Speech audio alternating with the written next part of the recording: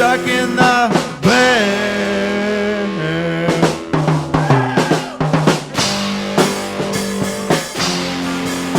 Stuck in the bed.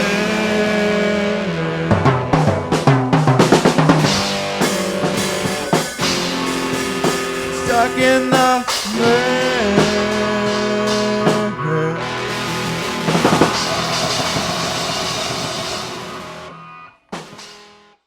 We are here, Casey. We are. It is the Stuck in the Mail podcast. Today we are talking about Joni Mitchell, Blue. The celebrated album by Joni Mitchell from 1971.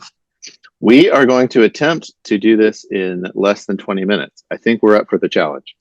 Basically, what we're doing here is it's kind of a convince me sort of situation where Casey might pick an album, I might pick an album that means a lot to us. We try to convince the other person why it's great. And so Casey generously allowed me to go first and talk about one of my favorite albums, Joni Mitchell's Blue. This is like I said, a very highly regarded album. Many people see it as the ultimate singer-songwriter album. I believe Rolling Stone currently has it at number 3 of all time. That's correct. Okay, which is quite high. And so I'm just curious, as we get started, Casey, give me a letter grade. Like, I know you're not really a Joni Mitchell person necessarily, but give me a letter grade. Is the letter grade in the Joni Mitchell world or in the whole world? Whole world.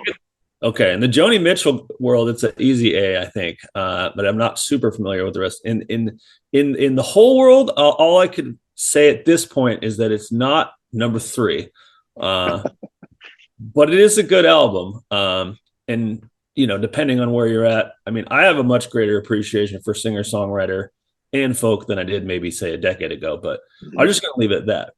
Okay, good. I just was curious because I literally have no idea what you're going to say. Yeah. So this is exciting. Yeah. So, there's a couple things to say about this album. There are some very famous quotes about this album. Joni Mitchell herself said, the Blue album, there's hardly a dishonest note in the vocals. At that period of my life, I had no personal defenses. I felt like I had absolutely no secrets from the world, and I couldn't pretend in my life to be strong or to be happy. But the advantage of it in the music was that there were no defenses there either. So that definitely comes through. It is a defenseless, vulnerable album. Chris Christopherson, of course, famously said about this album, Joni, keep something to yourself. Yeah. Wow. Well, thanks, Chris. It's a bit of an open wound of an album. Yeah. For sure. Which could make it seem too intense to listen to. But I find one thing I appreciate about this album is there are moments of lightness, levity. It is intense. It is fragile. It is vulnerable. Yeah. One thing that I have learned about this album over time is that it is just complete, transparent honesty from her. Like when she sings, I met a redneck on a Grecian Isle, she's literally talking about a redneck that she met on a Grecian Isle because she was in Greece right before she recorded this. So like, she's not making a character study. Like this is about her. Right. And I think that's what makes it so special is because very few artists open themselves up in that way. I can't really think of another album that is like that. Maybe Carole King Tapestry. Yeah. What stands out to you, Casey, as you like your first impressions of the album? First impressions, I don't know. For me, there's a lot of probably not quite as positive. I do get exactly what you said, and it's perfectly spot on. And it's really reminiscent of kind of like the early aughts, 90s, like kind of Saddle Creek emo scene and all that. Obviously, it's not the same instrumentation, but that whole folk movement, that whole indie movement, not folk, but, Bright Eyes and all those guys. Cursive. I never really liked any of those bands, but I mean, I do like it feels very Tracy Chapman, very female Neil Young, very, there's all those elements in there. I also, on a personal note, I feel like it reminds me a lot of the great UK folky female singer, which would be Sandy Denny from Fairport. I get that a lot from the other side of the pond, traditional side. But yeah, I mean, I think all those things are fair. What you said and what I said, they're all fair. My impression is, I get like, I feel like it's a Tracy Chapman is my best analogy. Now I'm not super versed with Tracy Chapman either, but yeah, I mean it's listenable, it's emotional, but it's an easy listen, not in an easy listen sense, but it's not difficult to listen to. I've listened to more melancholy folk, and I mean I listen to Townes Van Zandt. You can't listen to Townes Van Zandt without tearing up. You can't. Right. It's not even Yes. possible. Even lyrics that aren't even sad, I'm like, why is this so sad?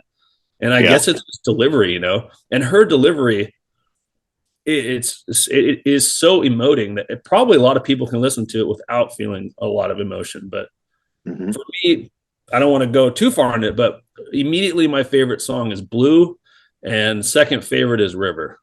Those are my Interesting. Okay. I was going to ask you about the tracks. Well, as I'm revisiting this album, I mean, it's one that I know so well that I feel like I know every note and every word. But listening to it again, you know, yesterday, I think I was struck by how spare it is, how sparse it is. You know, when you get into an album like Court and Spark, which is actually behind me right there. Right. Thanks, Casey, for giving me that. Court and Spark is often held up in great esteem in Joni Mitchell circles, and rightly so. It's a very well produced record. It sounds very 70s, very lush. Blue, on the other hand, it's mostly Joni Mitchell singing and playing all the instruments. Right. There are some exceptions. James Taylor, I got to give a shout out. His contributions on this album are even better than I remembered.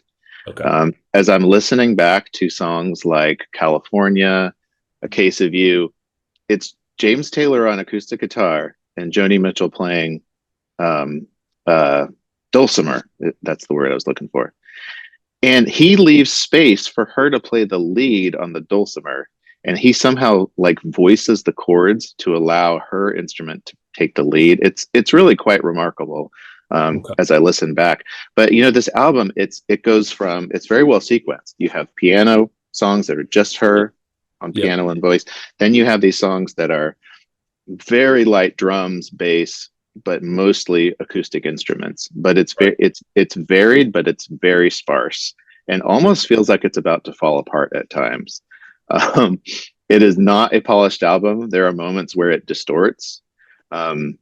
It's just what's up with that weird, like almost like sample overlay on This Flight Tonight, where it comes in and it sounds like it's something played on a radio. That's the whole album where I'm like, what was that? Like, it's so cool. Obviously you don't want more of it, but it is so cool. What is it? What the heck is it? I'm so glad you brought that up. That part has always baffled me too. And I'm almost like, yeah, how did that happen? Like, she's the producer on the album, so she would have had to figure out how to like create that. But it does. It puts you in that mode of she's on this airplane, she's missing, you know, her love, and she's this song comes on that reminds her of him, and it takes you into this other moment and then right back out of it. So yeah, for an album that's so not produced, there's that one moment that just kind of makes you. What is it though? Is it a sample? Is it just a recording of something playing? I mean, I just don't know what it is. I'm baffled by that one. I didn't look it up either. It sounds like it's her voice doing all the lead and harmony on that little sample piece. So my guess is it was like she got the whole band together and said, "Hey, can you play 5 seconds of this thing?" And then she, you know, that's my guess. Do you think it's a mistake, like a production error? No, I don't think so. I think that she really meant it's like you're driving in the car and then all of a sudden the song comes on that reminds you of your person. And then it's that moment where she's having all this regret and a song comes up that just shakes her out. So it is kind of like a radio like song playing over the song, kind of like that is my impression. But yeah, it definitely stands out on the album as a whole. It sounds so weird, and so many people must be like, I mean, I love it. I mean, it's probably my favorite moment on the album because it is such a change. Like you said, it's nice because the album has a nice pace because it's like piano, acoustic instruments, piano, acoustic instruments, not in that order, but it does feel very fresh that way. If it was all just acoustic stripped down, it wouldn't have the same feel. That piano breaks it up. If it was all piano, it would be, with Joni singing, it would be way too jazzy, like just Too like, much, yeah. it would be like, what was her name that came out a few years ago, Nora Jones or something? I don't know. Like only for coffee shops and people over 50, not for me at this moment in my life. But yeah, wow. I mean, it's such a weird part. Yeah, I'm glad you picked up on that too. As I think about this album, you mentioned a couple of your favorite songs. I think my favorites are actually the acoustic ones. I love the opener, All I Want. That to me is it's the ultimate being in love song. I love the wordplay. I want to knit you a sweater. I want to write you a love letter. I want to make you feel better. I want to make you feel free. Is there a sitar in that? That's her dulcimer, from what I understand. Yeah. So that's her and James playing on that. I love A Case of You. I think that is just a profound song. Yes. I think that this album, I didn't realize it was about A Case of You makes me really think like, oh, I want to have you in my mind and I want to be in love with you. But it's so awesome when the lyric is like, if you were beer, I want a case of you. I'm like, what? Yeah. That's what it is. Like, I'll take a case of you. I'm like, well, she's young and kind of hip and living in the Laurel Canyon and dating Graham Nash and James Taylor and everyone. I'm like, okay, I get it. That's cool. Just go for the straight analogy. If you were a beer, I'd like a whole case of you, not a half red. Yeah, that's good. That's good. It's a good one. So I find that with the thing that fascinates me about Joni Mitchell, like I could say a million things about this album, but the one thing I will say that fascinates me and makes me think that this is truly great is the tension that I find in her music between being on the road, being independent, solitude, the tension between that and the pull of love and attachment. This is a common theme throughout her work, that she wants to find love, but does not want to be tied down. She wants the fullness of life. She wants to connect with people, but cannot stay with them, essentially. And this actually, I think, is realized perfectly in an album that comes a little bit later called Hejira, which that is my favorite Joni Mitchell album. It is not Blue. Much as I love Blue, Hejira is like my number 2 of all time. You have to be in the mood for it. But that album is like the ultimate expression of that tension I'm talking about of, wanting to be tied to someone, but yet not wanting to be tied to someone. And I find that tension throughout this album as well. I mean, the first song, All I Want, is this joyful expression of new love. And you go through all the way to the very end. I think this album ends perfectly with The Last Time I Saw Richard, which I think is a hard one to get into at first. It's not very melodic, but I find it profound. She's sitting with this friend of hers, Richard, and she's frustrated with him because he's cynical. He's hit a dead end in love, and he's kind of in this dark night of the soul. But then he comes out of it, and she says Richard got married to a figure skater, and he bought a dishwasher and a coffee percolator. So she's mad at him for settling and getting tied down. Mm-hmm.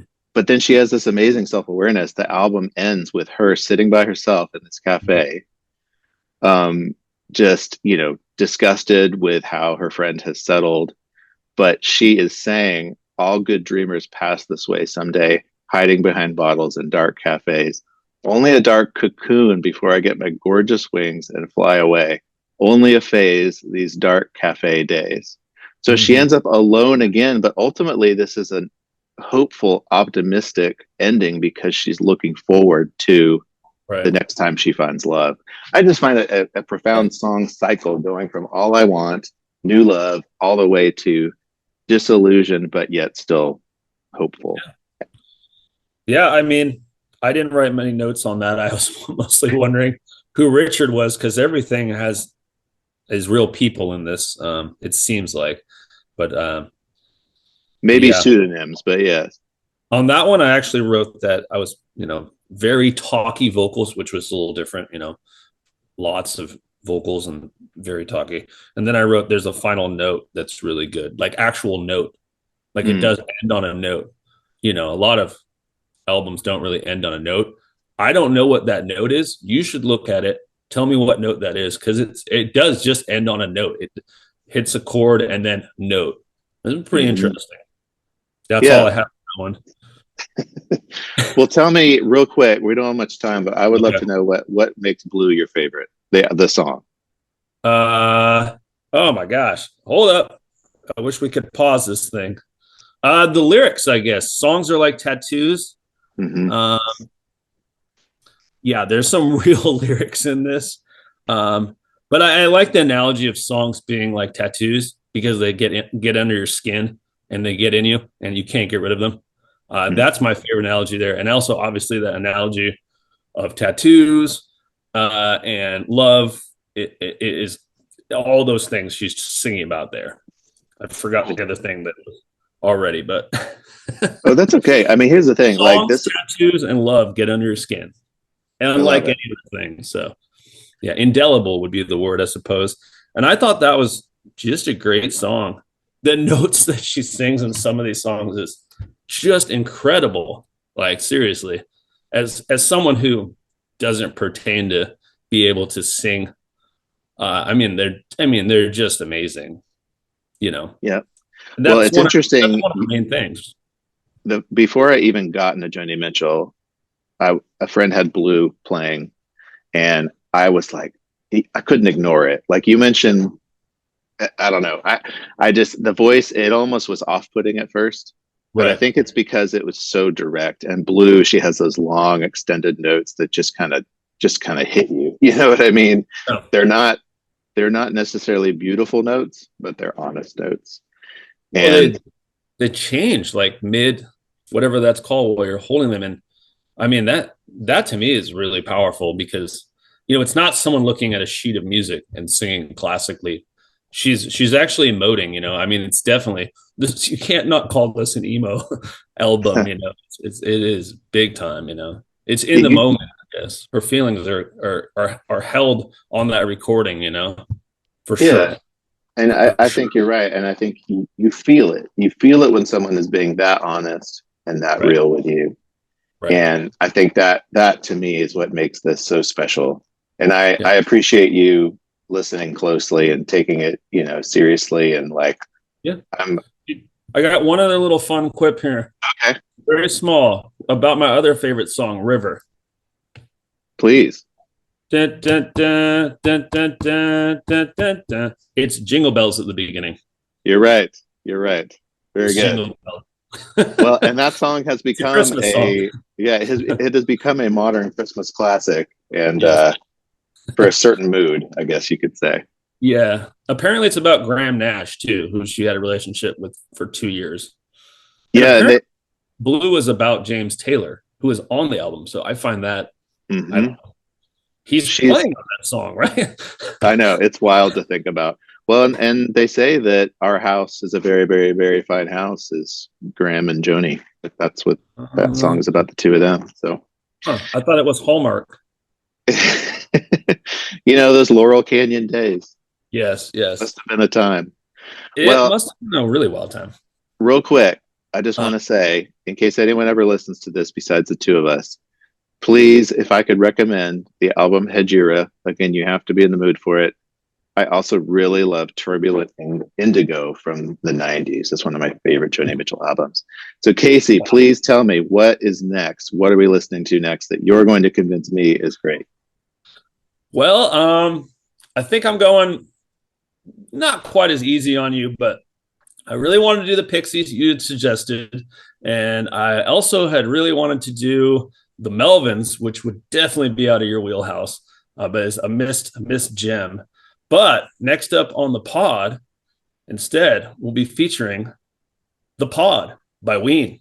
Oh, good. Which I didn't realize that joke till this morning, but not to be confused with the Breeders' Pod. Correct. The last Ween album I got when I was into Ween in like the early aughts, their second album, their either love it or hate it album. Okay, well that sounds exciting. You're gonna enjoy it. You gotta listen to it at least twice, preferably Okay. maybe in headphones. It's Okay. recorded on a 4-track, so All right, I'm up for it. Hey, thanks for taking Okay. the time, Casey. Thank Yes. you all for listening, and we'll see you in the next one.